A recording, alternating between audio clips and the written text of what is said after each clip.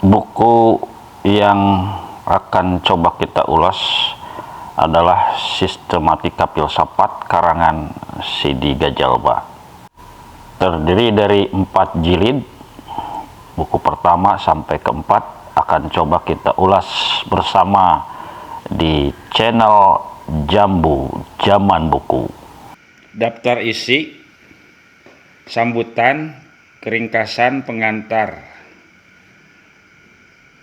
kedudukan dan peranan filsafat, filsafat dan pengetahuan di halaman 20, kedudukan filsafat dalam pengetahuan, pengertian dan definisi, halaman 32, bab 2 peranan filsafat, halaman 44, sumber filsafat, halaman 44 masih, filsafat dan ilmu di halaman 54, filsafat dan kebudayaan halaman 69, dan filsafat dan agama. Filsafat dan pengetahuan.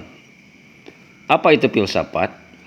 Dalam studi filsafat tentu saja masalah pertanyaan adalah hal yang pertama kali harus diselesaikan. Dengan bertanya apa itu filsafat, dengan pertanyaan itu kita telah memasuki medan filsafat. Karena pertanyaan yang dimulai dengan apa merupakan pertanyaan filsafat. Pertanyaan demikian dijawab dengan pengertian. Pengertian dirumuskan dengan definisi. Yang jelas, filsafat itu adalah pengetahuan. Filosof menyusun buah pikirannya, membentuk suatu sistem pengetahuan yang kita sebut dengan filsafat dari filosof itu. Untuk lebih mudah memahami pengertiannya dan memantapkan kepahaman, baiklah kita berkenalan lebih dahulu dengan filsafat sebagai pengetahuan. Adapun pengetahuan yang dimiliki oleh umat manusia dapat dibagi dalam 2 jenis.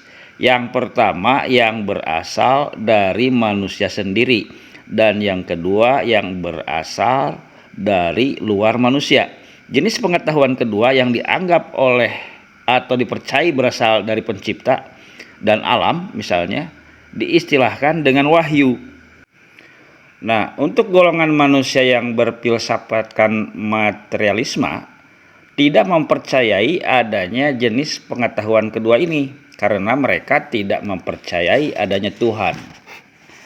Kategori pengetahuan. Jadi ada 2 jenis pengetahuan, pengetahuan manusia dan pengetahuan Tuhan. Pengetahuan manusia itu dapat dibagi dalam 3 kategori. Yang pertama pengetahuan indera, kedua pengetahuan ilmu, dan yang terakhir pengetahuan filsafat. Apa itu pengetahuan? Sebelum kita bahas secara filsafat, baik kita temukan saja terlebih dahulu jawaban semantik. Yakni semantik itu ajaran pengertian kata lah. Jawaban semantik terhadap pertanyaan itu. Pengetahuan ialah apa yang dikenal atau hasil pekerjaan tahu. Hasil pekerjaan tahu itu adalah hasil dari kenal, sadar, insaf, mengerti, dan pandai. Dapat disimpulkan bahwa semua milik atau isi pikiran ialah pengetahuan. A. Kita melihat, kita mendengar, merasa, meraba, mencium segala sesuatu. Pengalaman panca indera ini melalui proses pemikiran langsung menjadi pengetahuan yang kita istilahkan dengan pengetahuan indera. Yang B, kita berpikir secara sistematik dan radikal disertai dengan riset dan atau eksperimen. Hasil berpikir dan berbuat dengan metode ini membentuk pengetahuan pula yang kita istilahkan dengan pengetahuan ilmu, sains. C. Kita memikirkan segala sesuatu secara sistematik dan radikal serta universal. Sistem berpikir ini membentuk pengetahuan yang diistilahkan dengan pengetahuan filsafat. Dalam ucapan sehari-hari, produk pikiran manusia itu diringkaskan sebutannya dengan pengetahuan saja. Lengkapnya seharusnya pengetahuan indera. Dalam bahasa Belanda, kennis. Di Inggris bahasanya knowledge. Sedangkan ilmu lengkapnya pengetahuan ilmu bahasa Belanda, wetenschap, dan bahasa Inggris science. Sedangkan filsafat seharusnya pengetahuan filsafat. Di samping pengetahuan manusia dan pengetahuan Tuhan, sesungguhnya ada lagi pengetahuan lain, yakni pengetahuan agama. Pengetahuan ini berintikan pengetahuan Tuhan dan ulasan, keterangan, tafsiran, perincian, dan berasal dari pengetahuan manusia terhadap wahyu itu. Jenis agama, ada dua jenis agama, agama budaya dan agama langit. Yang pertama tumbuh di bumi, dilahirkan oleh kebudayaan. Yang kedua diturunkan dari langit. Ajaran dasar agama budaya sesungguhnya adalah filsafat. Sekalipun penganutnya bersikeras menyatakan bahwa ajaran itu wahyu dari Tuhan, sedangkan ajaran dasar agama langit benar-benar diturunkan dengan wahyu. Apa pertanda dari kedua jenis agama itu? Pertanyaan ini membawa kita kepada filsafat agama. Kita langsung ke pengetahuan hujan. Sebagai ilustrasi dan perbandingan tingkatan-tingkatan dan hubungan antara kategori-kategori pengetahuan, kita ambil pengetahuan tentang hujan. Kita lihat hari mendung, awan menebal. Tidak lama sesudah itu turunlah titik-titik air dari atas, dari arah langit maksudnya, menuju bawah ke tanah, ke arah bumi. Sampai di tanah, titik-titik air itu menghilang. Apabila air itu menitik dalam waktu yang cukup lama, terbentuklah arus-arus air kecil di permukaan tanah, manakala bidang tanah itu tidak rata. Nah, titik-titik air itulah yang kita sebut hujan. Apa itu hujan? Pengetahuan indera menjawab, hujan ialah titik-titik air yang jatuh dari arah langit ke bumi setelah hari mendung dan awan menebal. Titik-titik air itu sampai di tanah menghilang untuk menggenang atau mengalir di permukaan tanah setelah beberapa waktu. Sekedar itulah yang dapat ditangkap oleh panca indera tentang hujan. Bagaimana hubungan antara hari mendung, awan menebal, dan hujan? Kenapa sampai di tanah titik-titik air itu mula-mula menghilang? Kenapa setelah beberapa lama terbentuk arus-arus kecil di permukaan tanah? Kemana akhir arus-arus itu menuju? Pertanyaan-pertanyaan ini tidak terjawab oleh panca indera karena peristiwa itu tidak langsung dapat ditangkapnya. Panca indera minta tolong kepada tangan melakukan penyelidikan untuk mengetahui apa yang berlangsung di belakang peristiwa-peristiwa itu. Maka dilakukanlah riset dan eksperimen. Data yang dihasilkan oleh penyelidikan itu menjadi dasar pemikiran yang bekerja secara sistematik dan radikal. Dari data dan pemikiran itu terbentuklah pengetahuan ilmu. Awan adalah kumpulan uap air. Apabila ia makin menebal sehingga menutup matahari, hari kembali mendung dan menemukan suhu yang membalikan uap kembali menjadi air, terbentuklah titik-titik air. Karena titik-titik air lebih berat daripada udara atau karena gaya tarik bumi, titik-titik itu jatuh ke bumi. Karena tanah itu poros, maka titik-titik itu menyelinap masuk ke tanah sampai lapisan tanah yang keras. Di atas lapisan itu air berkumpul, seterusnya mengalir membentuk arus atau sungai-sungai kecil yang ada di dalam tanah untuk keluar sebagai mata air. Dan mata air membentuk sungai kecil yang bermuara pada sungai besar. Sungai besar bermuara di laut. Laut dipanasi oleh matahari, terbentuklah uap. Gumpalan uap itu membentuk awan. Demikianlah seterusnya siklus terjadi. Hujan adalah siklus air. Dari laut ia membumbung sebagai uap membentuk awan di angkasa. Awan menjadi air, jatuh ke bumi lagi. Ia mengendap ke dalam tanah membentuk mata air. Mata air menganakkan sungai. Sungai mengalir ke laut.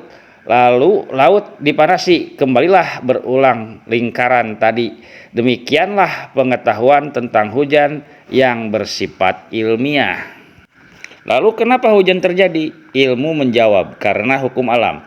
Apa itu hukum alam? Itu adalah ketentuan alam atau peristiwa alam yang serba tetap. Apa itu ketentuan atau peristiwa alam? Pertanyaan ini tidak terjawab oleh ilmu, apalagi yang mau diriset itu atau dieksperimen. Air yang membentuk siklus itu masih dapat diteliti. Ternyata ia terdiri dari hidrogen dan oksigen yang bersenyawa dalam perbandingan 2:1. Kenapa keduanya bersenyawa? Ya, itu adalah hukum alam. Terbentur lagi kita pada pertanyaan apa itu hukum alam. Dari ilmu kepada filsafat. Ketika ilmu sampai ke batas kemampuannya, pertanyaan itu diserahkan kepada filsafat. Hukum alam adalah hukum materi atau zat. Apa itu zat? Zat adalah hakikat dari segala sesuatu yang ada. Ia adalah awal dari segala-galanya dan tempat kembali segala-galanya. Ia adalah akhir dari segala yang ada, juga akhir dari segala pertanyaan. Apa yang mau ditanyakan lagi? Zat adalah hakikat, adalah awal, adalah akhir, pertanyaan sampai di ujungnya. Tidak ada yang akan ditanyakan lagi. Terbentuklah sistem pengetahuan yang meliputi segala yang ada, yang disebut orang dengan materialisme atau serba zat. Ini adalah sesuatu aliran filsafat metafisik yang berlawanan dengan aliran besar lainnya, misalnya spiritualisme atau serba ruh, idealisme atau serba cita. Hukum alam adalah ketentuan maha ruh, semua berasal daripadanya dan kembali kepadanya. Pada segala sesuatu dialah hakikatnya, dialah pangkalnya, dialah ujungnya. Yang nyata ini hanyalah manifestasi daripadanya. Inilah yang disebut sistem pengetahuan atau filsafat serba ruh. Demikianlah perbandingan tingkatan-tingkatan dan hubungan antara kategori-kategori pengetahuan. Jelaslah bahwa pengetahuan indera adalah pengetahuan yang bersetumpu pada panca indera. Ilmu bersetumpu pada kegiatan otak dan tangan, dan filsafat atas kerja otak saja. Antara masing-masing kategori pengetahuan itu ada batasnya. Batas-batas pengetahuan. Pengetahuan indera, lapangannya segala sesuatu yang dapat disentuh oleh panca indera secara langsung. Batasnya sampai kepada segala sesuatu yang tidak tertangkap oleh panca indera. Pengetahuan ilmu, lapangannya segala sesuatu yang dapat diteliti atau diriset atau dieksperimen. Batasannya sampai kepada yang tidak atau belum dapat dilakukan penelitian. Pengetahuan filsafat, segala sesuatu yang dapat dipikirkan oleh budi manusia yang alami bersifat alam dan nisbi relatif terbatas. Batasnya ialah batas alam. Dari perbandingan itu kelihatanlah bahwa lapangan pengetahuan indera itu sempit. Pengetahuannya meliputi sepanjang yang dapat kita jangkau dengan mata, kuping, hidung, rabaan, lidah secara langsung, yakni tanpa alat. Namun demikian, kedudukan pengetahuan ini penting sekali bagi manusia karena ia adalah pengetahuan langsung, pengetahuan pertama yang dimiliki oleh tiap orang, dan ia merupakan tangga untuk melangkah kepada ilmu. Ilmu bertugas menjangkau apa yang berada di balik pengetahuan indera. Kenapa awan berubah menjadi titik-titik air? Dari mana datangnya awan? Kenapa titik-titik air itu mula-mula menghilang sampai di tanah? Kemana arus-arus itu akhirnya sampai? Apa sebabnya titik-titik air itu jatuh ke tanah atau ke bumi dan tidak ke langit? Di manakah panca indera sampai ke batas kemampuannya? Ia minta tolong kepada budi dan tangan untuk menjawab pertanyaan-pertanyaan yang timbul. Budi berpikir atas data yang digali tangan. Selama tangan dapat melakukan penelitian, selama itu pula ilmu dapat bicara. Dari ilmu kepada budi. Apabila terhadap pertanyaan yang timbul, tangan tak mampu mencarikan data untuk budi, maka ia diserahkan kepada budi wewenang untuk menjawabnya sendiri. Ketika itu medan ilmu ditinggalkan, orang memasuki medan filsafat. Bertolak dari hasil-hasil ilmu, bekerjalah otak filosof. Apa yang dibicarakannya? Segala sesuatu yang tak dapat diteliti tapi dapat dipikirkan. Kalau demikian, alangkah luasnya bidang filsafat itu. Banyak benda yang mengelilingi kita, banyak peristiwa yang kita alami dan amati. Apakah sesungguhnya masing-masing benda dan peristiwa itu? Apa hakikatnya? Apa maknanya? Apa maksud dan apa tujuannya? Apakah itu dunia? Apakah itu jagat raya? Apakah itu manusia? Apakah itu hidup? Apakah itu mati? Apakah itu Tuhan? Tiap pelaku perbuatan, tiap tindakan manusia mengandung nilai.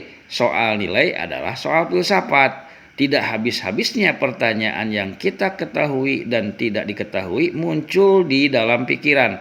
Soal pengetahuan dan soal pikiran itu adalah soal filsafat. Apakah pengetahuan atau jalan pikiran itu benar atau salah? Itu pun masalah filsafat. Kita harus berlaku begini, kita harus berlaku begitu. Itu filsafat yang menggariskan. Kita senang melihat barang-barang yang indah, soal keindahan adalah soal filsafat. Demikian luas masalah filsafat sehingga ada mazhab-mazhab pemikiran yang takut-takut memasukinya atau sengaja menghindarinya. Misalnya mazhab positivisme dan skeptisisme. Positivisme. Filsafat positif adalah istilah yang dipergunakan oleh filosof Prancis Auguste Comte tentang perbandingan dunia. Bagi Comte, penyelidikan tentang sebab yang pertama atau prima causa, hakikat dan realitas yang sesungguhnya, makna dan tujuan dan sebagainya itu tak ada gunanya. Budi manusia harus membatasi dirinya pada fakta aktual yang disebut fenomena, yakni pernyataan barang dan peristiwa dalam pengalaman kita yang aktual. Tidak ada gunanya untuk mencoba mengetahui apa yang ada di belakang fenomena, yakni hakikat benda dan sebagainya.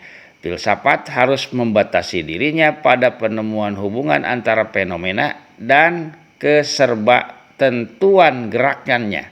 Itulah positivisme yang dibenarkan oleh Comte. Dengan menamakan paham ini, ia mempersempit sekali lapangan filsafat. Bagi positivisme, ilmu itu merupakan tahap terakhir pemikiran manusia. Ia mengenai segala sesuatu yang pasti, berguna dan positif, terutama tentang apa yang berguna untuk menyempurnakan lembaga-lembaga sosial kita. Jadi kalau kita membagi tahap pemikiran itu 3, pengetahuan indera, ilmu, dan filsafat. Comte mencoret tahap ketiga karena tidak positif. Memang pemikiran filsafat itu tidak positif, tapi spekulatif. Tetapi apakah karena itu ia harus hilang, harus dibuang? Bukankah terlalu banyak masalah yang tidak dapat terpecahkan oleh pemikiran, sedangkan fitrah manusia yang serba ingin tahu menghendaki jawabannya. Skeptisisme.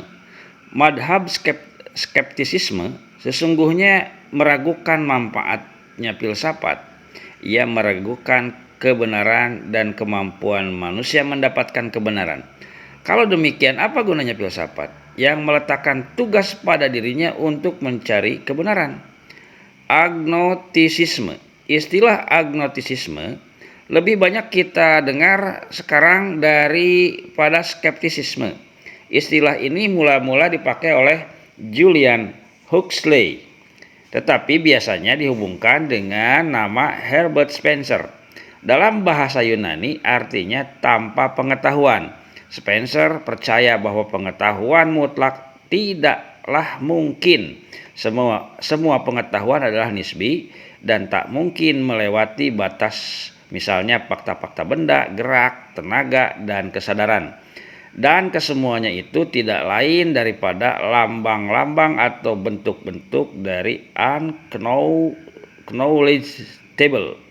Dengan demikian, agnostisisme Spencer tidak lain suatu bentuk positivisme yang tidak se-ekstrim Comte. Huxley mempergunakan istilah itu dalam lapangan agama. Dengan istilah itu ia menunjuk kepada kepercayaan bahwa sekali kita tidak mungkin mengingkari wujud Tuhan, namun kita tidak tahu sedikit pun tentang sifatnya yang sesungguhnya. Russell merupakan istilah itu untuk menunjuk kepercayaan yang berada antara teisme dan ateisme. Pemakaian pemakaian Russell itu kita lanjutkan dengan memberikan pengertian sebagai berikut. Percaya tidak kepada Tuhan, tidak percaya pun tidak. Akibatnya beragama tidak beragama pun tidak. Orang yang berpahamkan agnostisisme yang banyak sekali kita temukan dalam kehidupan Barat, ya, terutama Barat modern yang disebut agnostik. Tanggapan tentang filosof.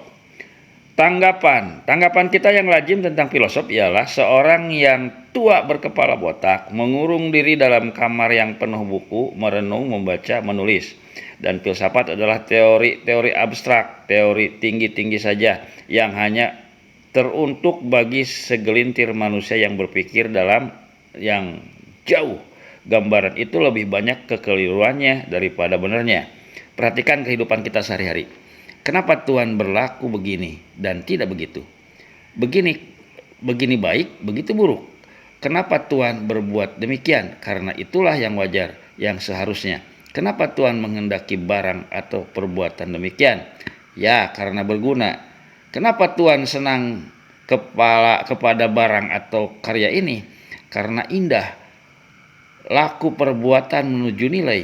Tindakan kita mengandung nilai. Nilai itu filsafat yang menentukannya. Banyak laku perbuatan kita dikendalikan atau berdasarkan adat.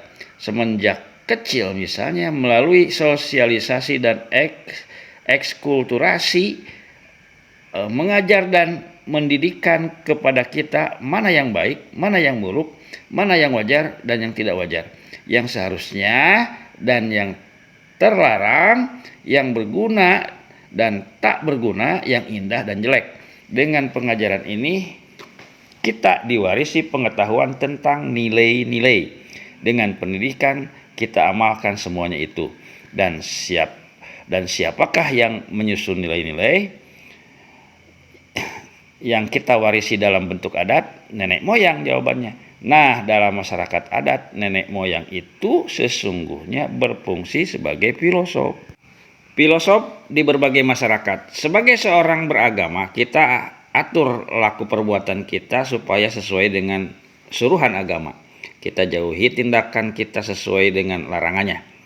Yang disuruh agama itu baik, yang dilarangnya buruk. Nilai baik pahala, nilai buruk dosa. Ujung pahala itu surga di akhirat, muara dosa neraka di akhirat. Nilai-nilai baik dan buruk itu diajarkan dan dididikan oleh agama kita kepada kita. Dan agama itu kita warisi dari utusan Tuhan. Utusan itu memberikan pengertian, tafsiran, dan ulasan tentang ajaran agama. Maka bagi jamaah agama, utusan Tuhan itu sesungguhnya berfungsi sebagai filosof.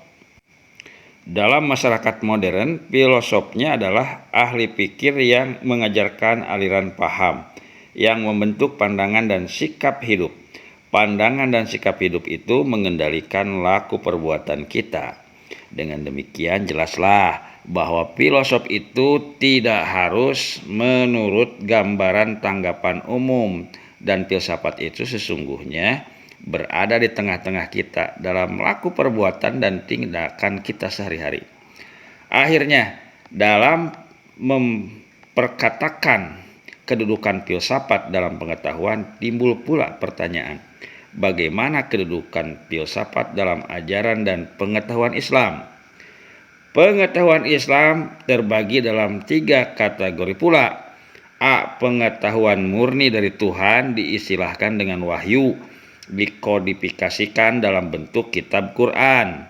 B. Pengetahuan Nabi atau Rasul, utusan Tuhan yang berasaskan atau berkelanjutan dari wahyu yang diistilahkan dengan sunnah Nabi. C. Pengetahuan ulama, orang yang berilmu, ahli pikir atau sarjana yang berasaskan, berpedoman, berkaitan dengan atau yang digerakkan oleh wahyu dan sunnah Nabi merupakan hasil ijtihad. Dalam pembahasan di atas tadi, pengetahuan ini telah kita bagi dalam 2 jenis, pengetahuan manusia dan pengetahuan Tuhan. Adapun sunnah atau hadis adalah pengetahuan utusan Tuhan yang berikatan dengan wahyu. Dan pengetahuan yang dihasilkan oleh ijtihad ialah pengetahuan manusia yang bersendikan pengetahuan Tuhan dan utusannya.